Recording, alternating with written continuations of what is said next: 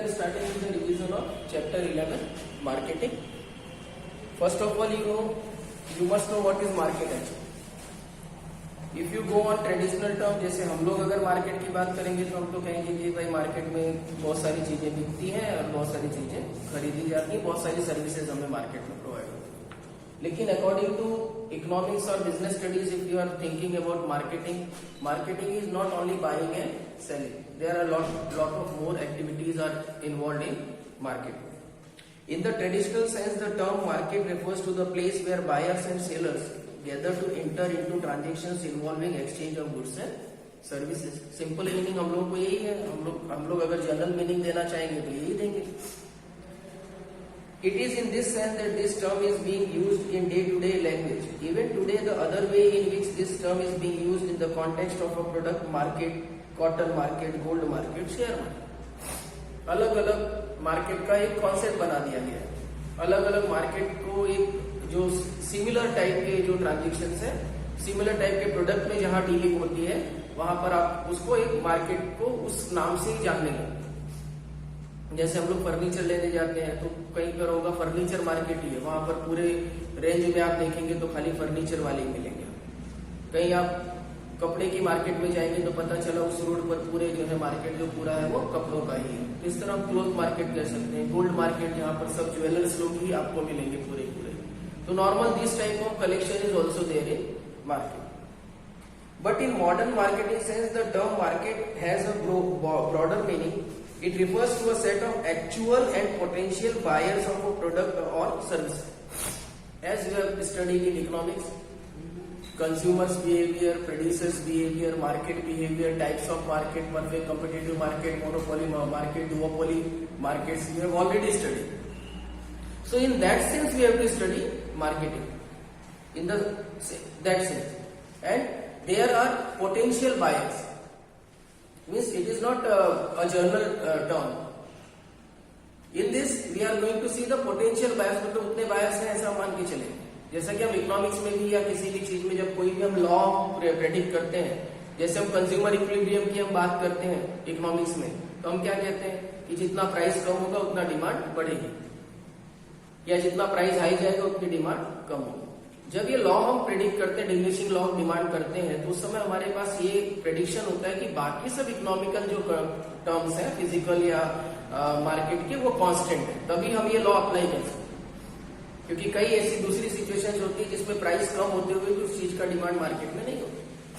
तो that we don't have to predict. So in market sense also, for example, when a fashion designer design a new dress and offer it for the exchange, all the people who are willing to buy and offer some nature for it can be stated to be the market for that.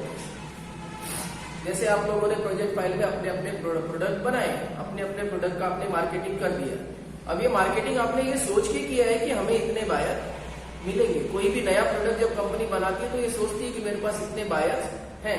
जैसे हमारा Indian market जो है वो Indian market में ये देखा जाता है कि भाई कितने लोग ऐसे हैं जो यहाँ पर वर्किंग क्लास के हैं, कितने लोग ऐसे हैं जो सेविंग्स करते हैं, कितने लोग ऐसे हैं जो पैसा बचाकर खर्च करते हैं, तो वो देखा जाता है और उसी नंबर को समझा जाता है कि ये हमारे पास. अब उसमें से कितने आके आपका प्रोडक्ट खरीदेंगे ये आपको उसकी परवाह नहीं है. आपको ये है कि हाँ इतने बायर्स मौजूद हैं. हमारा मार्केट जो है one of the biggest consumer market में गिना जाता है वर्ल्ड में. क्यों सारी कंपनियां प्रोडक्ट जो ड्यूरेबल प्रोडक्ट्स हैं, जो यूजफुल प्रोडक्ट्स हैं, डे टू डे लाइफ के जो प्रोडक्ट्स हैं, वो क्यों इतनी कंपनियां हैं मार्केट में? क्योंकि उनको मालूम है कि कम से कम भी आएंगे तो 1 लाख कस्टमर अपने को मिल जाएंगे. कम से कम भी आएंगे तो 1-2 लाख कस्टमर हमारे लिए तैयार है. उनको हम अट्रैक्ट कर सकते हैं from 130 crore of the population. तो 1 लाख कस्टमर अगर आपको हर दिन मिल रहे हैं या हर महीने मिल रहे हैं तो आपका प्रोडक्ट बहुत अच्छी तरह ग्रो कर सकता है. So that is how companies actually involve. तो जब कभी भी नया प्रोडक्ट लॉन्च होता है तो ये सोचकर लॉन्च होता है कि आपके पास इतने कस्टमर रहेंगे ही, वो आएंगे ही और आपका प्रोडक्ट खरीदेंगे. Now the term marketing has been described by different people in different ways. Some people believe that marketing is same as shopping. No, marketing is not same as shopping as we have seen in the whole lesson. Marketing बहुत कुछ है marketing के अंदर.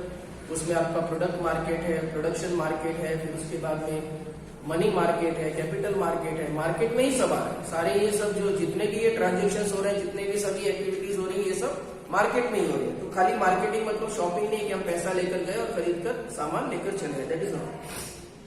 Whenever they go out for shopping of certain product or service, they describe as marketing. Traditionally, marketing has been described in terms of its functions or activities. In respect, marketing has been referred to as performance of business activities that direct the flow of goods and services. मतलब producer से goods and services आती हैं, एक ऐसी जगह होती है जहां पर कंज्यूमर को वो चीजें मिलती हैं, प्रोड्यूसर वहां उनको प्रोवाइड करता है, वहां पर कंज्यूमर्स आते हैं, वहां से प्रोडक्ट लेते हैं और अपने लिए कंज्यूम करने के लिए उसको ले जाते हैं। तो this is the place where consumers and producers और sellers they contact each other, that is called market place.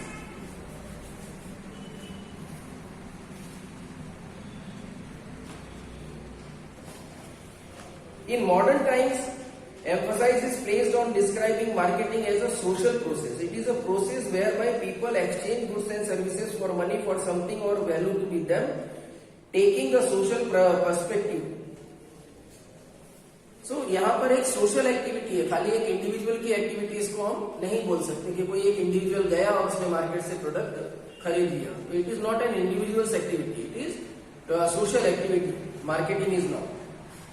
Thus, marketing is a social process wherein people interact with each other in order to persuade them to act in particular way, say purchase a product or services rather than forcing them to do so. A careful analysis of the definition shows the following feature. So, in market what happens?